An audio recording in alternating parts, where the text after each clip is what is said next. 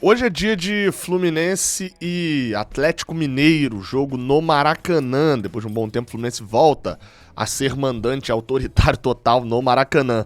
Atlético Mineiro, Atlético Goianiense, Avaí, Cruzeiro, Corinthians, Ceará. Todos esses jogos serão no Maracanã, serão nos próximos 32 dias, mais ou menos, né? Enfim, são jogos muito importantes que a gente vai depender muito dos resultados em casa.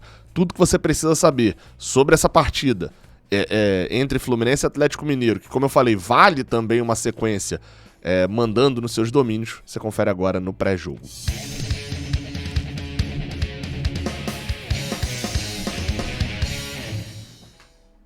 Seja bem-vindo, você guerreiro de todo o Brasil, de todo o mundo. Aqui é o canal Raiz Tricolor. Claramente fui ali apagar a luz, né? Eu sou o Gabriel Amaral, eu sou jornalista por formação e sou tricolor de coração. E esse daqui é o pré-jogo do Raiz Tricolor de Fluminense e Atlético Mineiro, jogo válido pela 10ª rodada do Campeonato Brasileiro. Jogo esse que é hoje à noite. A galera às vezes fala assim, pô, Gabriel, você só começou a falar do jogo com 2 minutos e meio. Não, tô falando do jogo já agora. Porque tem muita gente que não sabe o horário do jogo. O jogo hoje é 9h30 da noite, jogo da Globo. Exatamente. Na Globo, também vai estar no Premiere para os estados que de repente estiverem passando no mesmo horário Santos e Inter, né? Não tem hoje aquela divisão de a Globo vai passar para tal estado, vai passar para tal estado. Hoje a gente não tem. Mas enfim, Fluminense e Atlético Mineiro terá a transmissão da Globo, mas terá a transmissão também do Premiere, como eu falei. Esse é o 100º jogo entre Atlético Mineiro e Fluminense no cenário geral. São 30 vitórias do Fluminense, 29 empates e 40 vitórias do Atlético Mineiro. Para vocês terem uma noção, o desempenho recente do Fluminense contra o Atlético é pavoroso.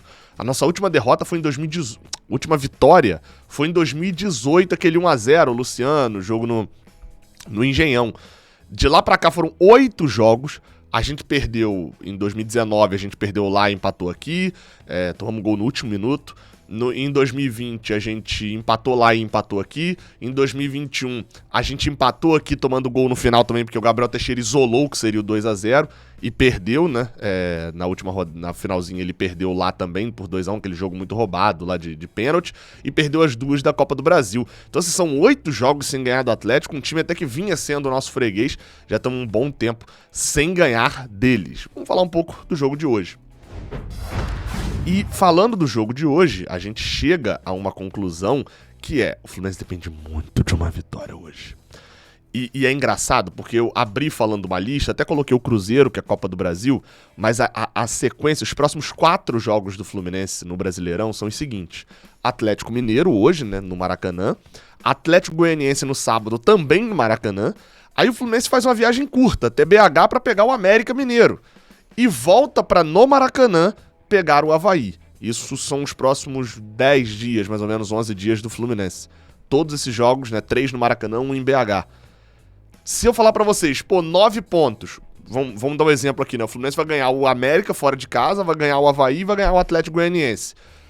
Você vai falar, uma boa, 9 pontos em 3 jogos é um número, né? É um desempenho bom. O problema é que o jogo que a gente perderia nessa sequência que eu falei é o de hoje, é o primeiro.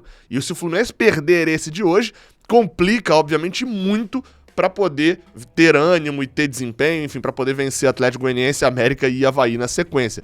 Então, o jogo de hoje ele é extremamente importante. E ele não é importante só para o campeonato, ele é importante para esse momento. O Fluminense pode chegar, em caso de derrota para o Atlético Mineiro, a sua 3ª derrota seguida no Brasileirão.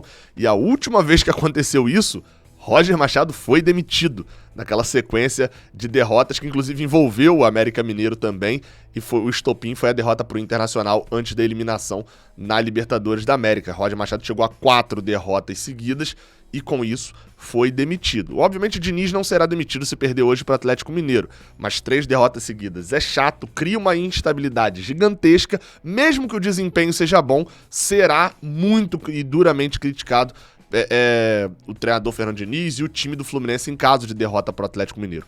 Principalmente porque em caso de derrota enfim, eu tô gravando isso daqui no momento em que tá acontecendo Cuiabá e Corinthians e o Cuiabá tá ganhando. Eu não sei se vai terminar assim, mas com a vitória do Cuiabá, ele já tá ficando com a mesma pontuação do Fluminense e tá subindo cada vez mais o degrau. Não seria absurdo a gente dizer que perdendo o Fluminense esteja na zona de rebaixamento com 1/3 do campeonato já tendo acontecido, 1/4 do campeonato já tendo acontecido.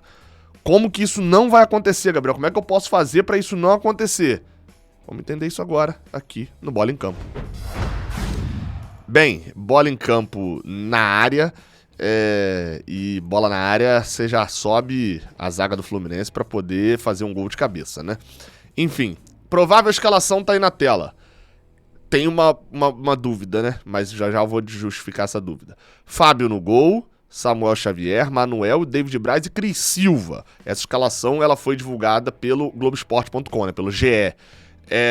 David Braz está de volta depois de cumprir suspensão. Eu espero que volte um bom futebol. Esse tempo fora aí tenha feito bem para ele, porque vinha numa decrescente. Acho que era o único jogador que a gente tinha certeza que estava pior com o Fernando Diniz do que antes. E o Cris Silva é o favorito. Eu vou ler exatamente o que o GE publicou, tá? Na lateral esquerda, Pineda continua fora, lesionado. E Cris Silva é o favorito para começar, apesar de Diniz ainda ter Marlon e Caio Paulista improvisado como opção. Então o Cris Silva é favorito. Eu vou ser bem sincero, tá? Dentro do que eu espero do jogo, eu acho interessante um cara com o vigor do Caio Paulista. Acho problemático Acho que o Cris Silva tem um contra um muito bom de marcação? Tem. Mas marca muito mal na triangulação? Sim. Qualquer triangulação e ocupação de espaço, o Cris Silva parece que o cérebro dele vira uma pipoca e ele some, que ele não sabe, ele se perde completamente em marcação. Mas o Caio Paulista também. Então, assim, eu vou ser bem sincero, eu não sei qual seria a escolha ideal, mas ficaria algo entre Cristiano e Caio Paulista mesmo, o que já será um drama. No meio de campo, e lembrando, o Nino segue fora por lesão, tá? Então, por isso, Manuel titular.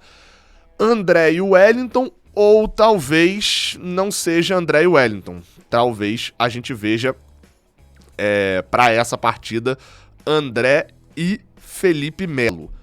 Tá como dúvida no GE a possibilidade de Fernando Diniz já optar pelo Ruf 52 como titular nessa partida. Vou ser bem sincero, eu não acho que o Felipe Melo seja o capitão mobilidade, né? Não acho que ele seja o jogador que vai destruir o Wellington, mas é outro nível, assim, não tem dúvida. É outro nível em relação ao Wellington. Eu iria de Felipe Melo, mas sem dúvida ainda mais por ser um jogo grande. E não que o Wellington não saiba jogar, pelo contrário, é até um jogador bem experiente que já jogou muitas partidas grandes. Mas o Felipe Melo cresce em partidas dessa proporção. Então, sem dúvida nenhuma, eu iria de Felipe Melo e André nessa escolha entre o Wellington e ele, né? Claro, eu não tô falando que essa é a minha escalação. Entre o Wellington e Felipe Melo, eu iria de Felipe Melo. Ainda assim, acharia ruim. Talvez colocaria 3 zagueiros, puxo o Felipe Melo como um terceiro zagueiro e estendo para voltar de repente pro 3-5-2 que o Fluminense não utilizou com o Fernando Diniz ainda. Talvez, ficaria mais tipo assim, né? Aí, tá atualizado aí, né? Mais ou menos atualizado.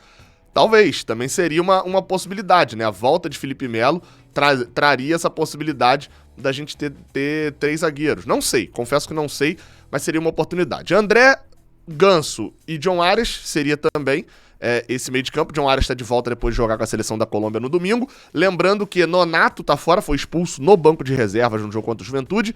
E além dele estar fora, Natan também é outro que tá fora, tá emprestado pelo Galo e, enfim, estando emprestado pelo Atlético, não joga contra o próprio clube. Luiz Henrique Germancano no ataque. Espero, inclusive, que o Germancano deixe a sua marca em mais um clube pelo Brasil neste ano. Enfim, sobre o Atlético, falando rápido. Tem mais desfalque ou não? David Duarte está de volta. Acho que não tem mais desfalque, não. Matheus Martins tá convocado e agora tá com a seleção de base mesmo. Sobre o Atlético Mineiro, só tem 3 derrotas no ano, exatamente. São 60 gols marcados e 22 sofridos.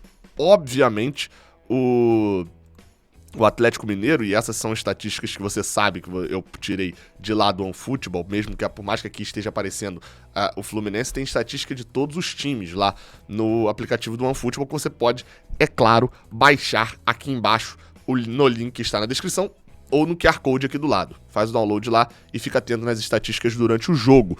E estatística essa que, por exemplo, como eu falei, o fato de só ter 3 derrotas no ano, sendo uma delas sem importância, porque já estava classificado, e no último minuto pro Tolima, bota o Atlético Mineiro como um dos favoritaços ao título. E com o resultado de momento aqui, né, que eu não sei se vai continuar, porque eu acho o Cuiabá muito ruim, mas tá perdendo por 1-0 o Corinthians pro Cuiabá, o Atlético depende de uma vitória dele pra poder passar o Corinthians, né? E brigar pela liderança de fato. Só tem um detalhe negativo pro Atlético Mineiro, pra quem quiser ir nas apostas aí também.